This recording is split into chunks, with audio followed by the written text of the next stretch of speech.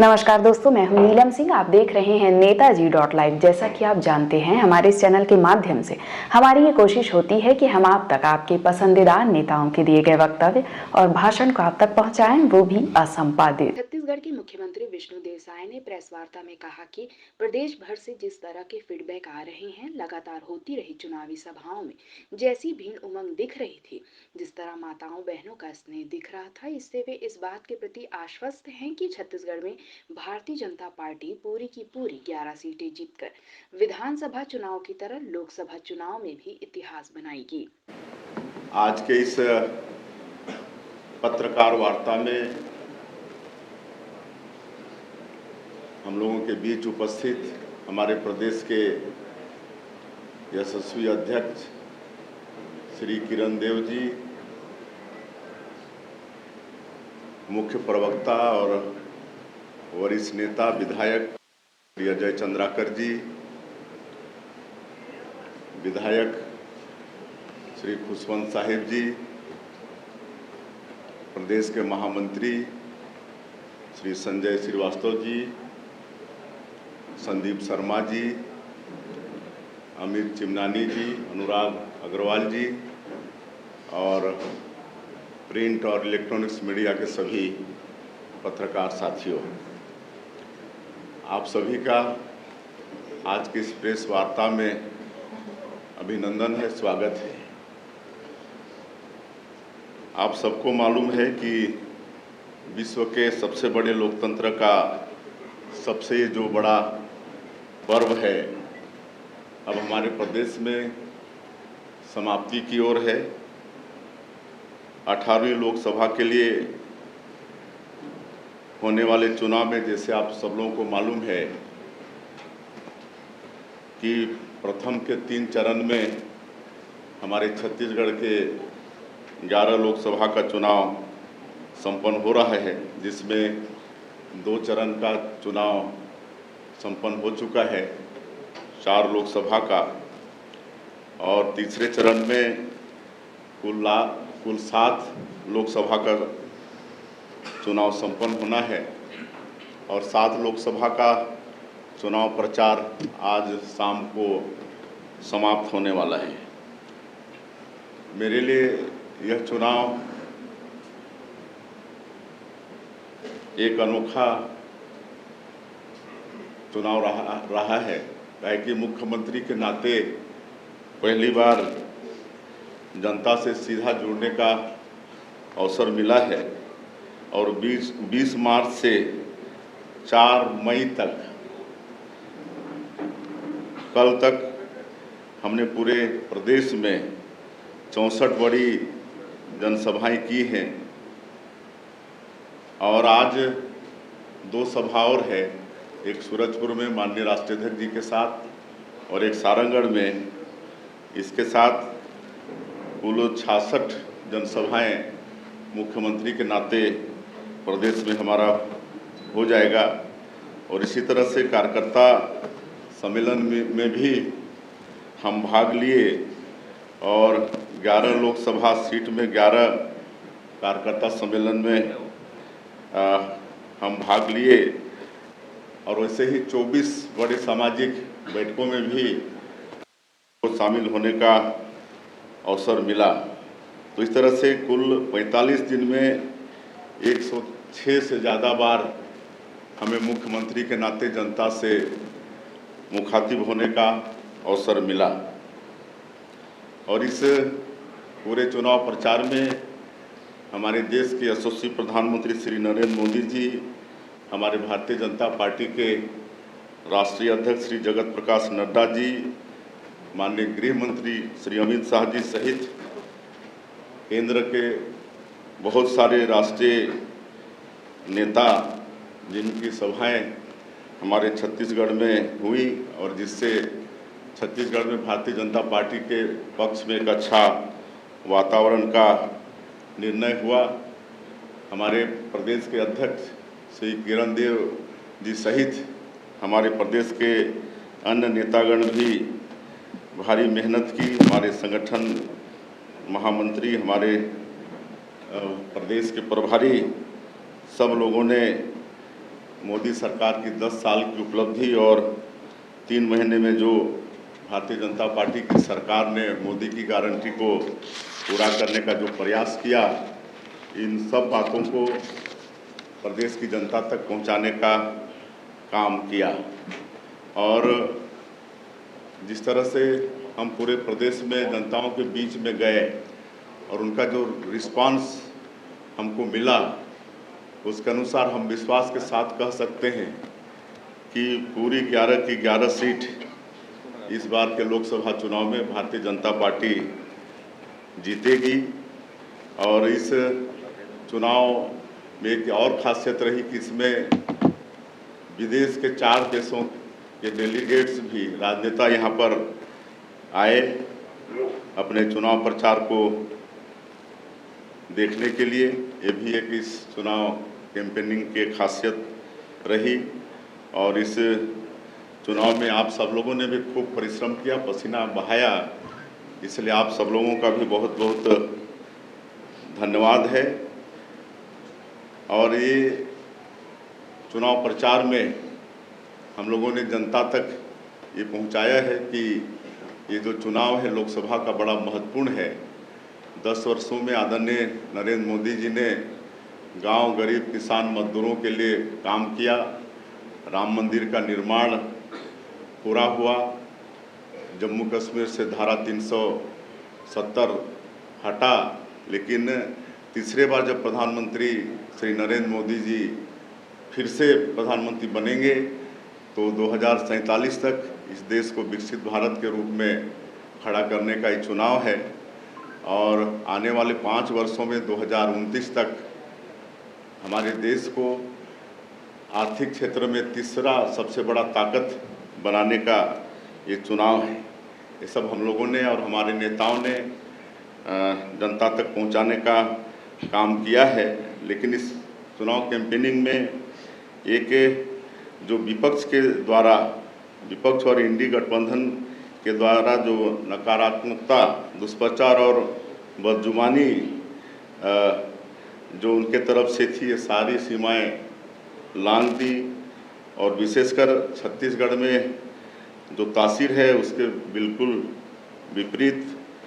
और पूरा देश हमारे छत्तीसगढ़ की सभ्यता और संस्कृति को जानता है, लेकिन विपक्ष का ये झूठ, दुष्प्रचार और बदजुबानी ये कहीं ना कहीं छत्तीसगढ़ की तासीर को शर्मिंदा किया है, जो कि छत्तीसगढ़ की जनता को बिल्कुल अस्वीकार्य है। और इसमें मुख्य रूप से जो 3 महीने में हमारी भारतीय जनता पार्टी की सरकार ने मोदी की गारंटी को पूरा करने का प्रयास किया है, उसको पहुंचाने का काम किए हैं।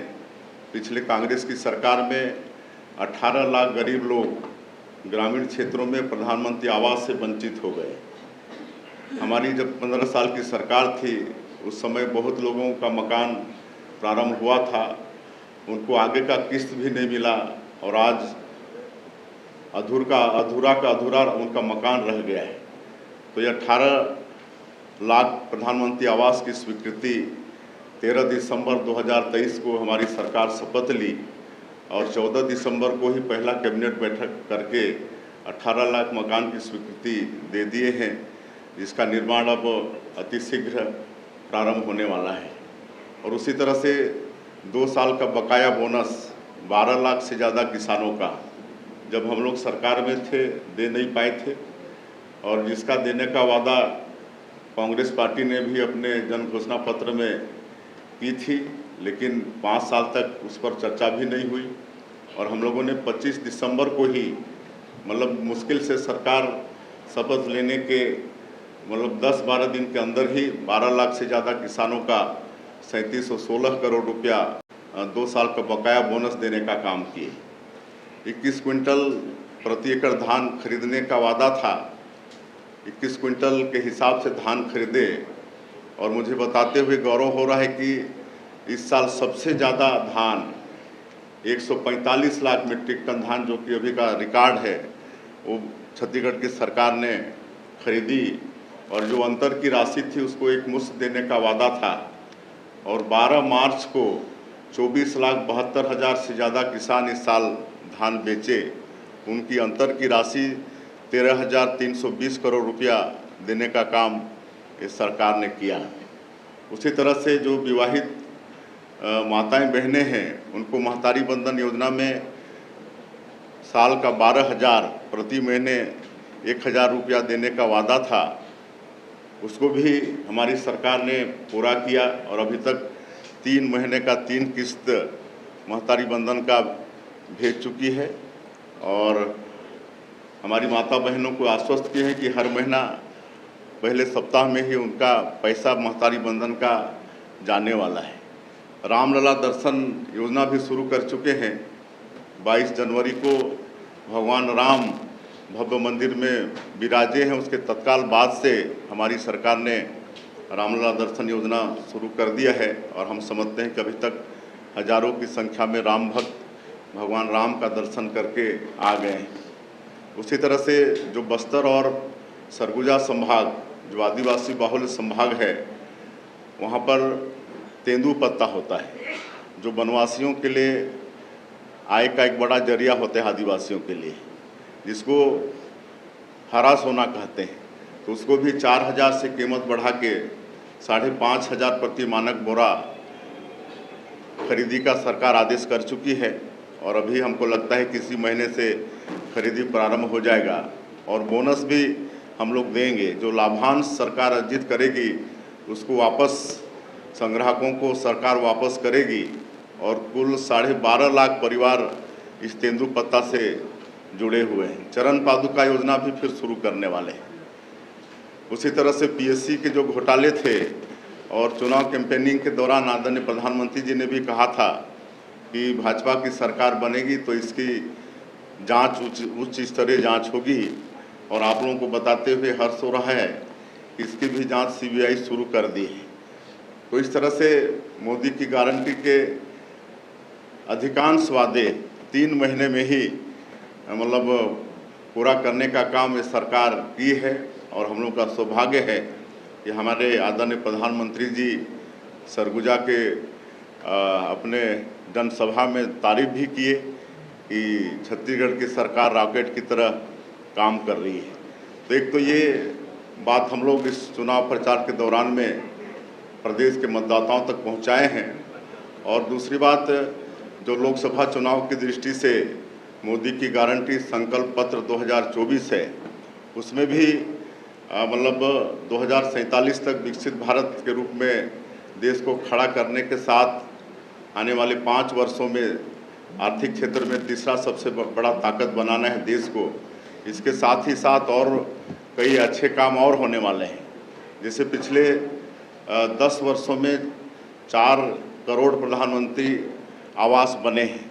आने वाले ये 5 वर्षों में फिर 3 करोड़ मतलब प्रधानमंत्री आवास बनेंगे। तो हम समझ सकते हैं कि कोई भी गरीब इस देश का मतलब कच्चा मकान में नहीं रहेगा, सबका पक्का का मकान हो जाएगा।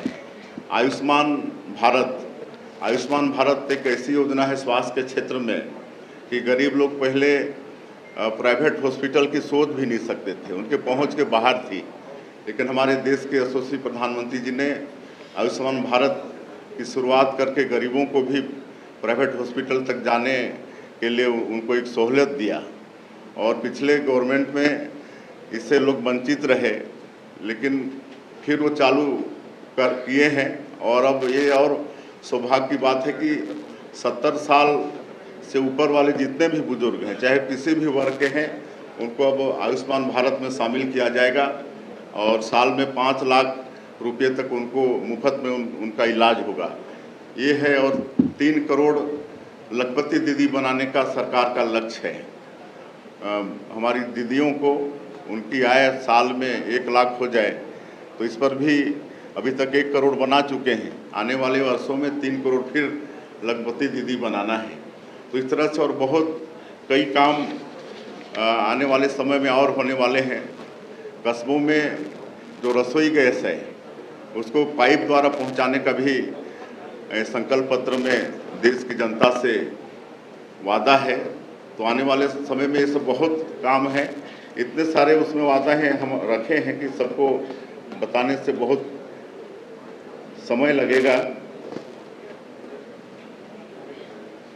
वैसे मुद्रा योजना है, हमारे बेटा बेटियों के लिए लोन की जो व्यवस्था है, मुद्रा योजना में पहले सीमा 10 लाख तक का था, उसको सीधे बढ़ा के 20 लाख किया जा रहा है।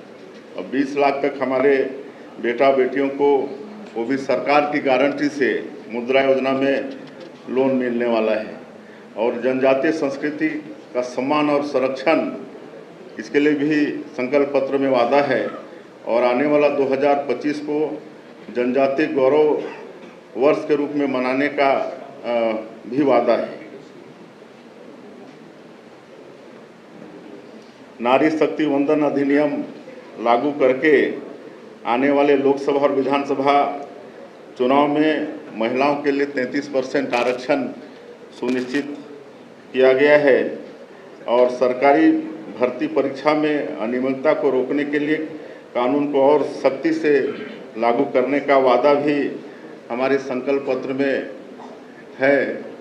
और ये जो कोरोना के समय प्रति व्यक्ति 5 किलो अनाज प्रधानमंत्री गरीब कल्याण अन्न योजना में प्रावधान था, ये आगे 2028 तक मिलते रहेगा। तो ये सब बहुत सारे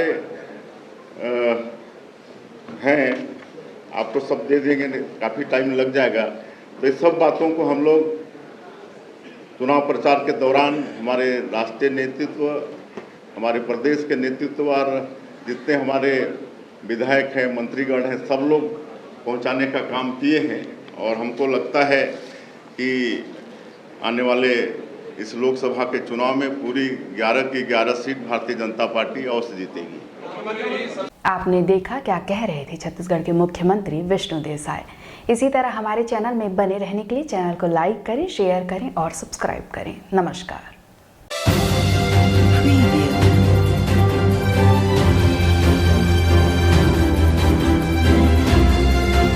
नेताजी.live के प्रायोजक है Satyadeep diagnostic and clinic, Supela, Bhilai.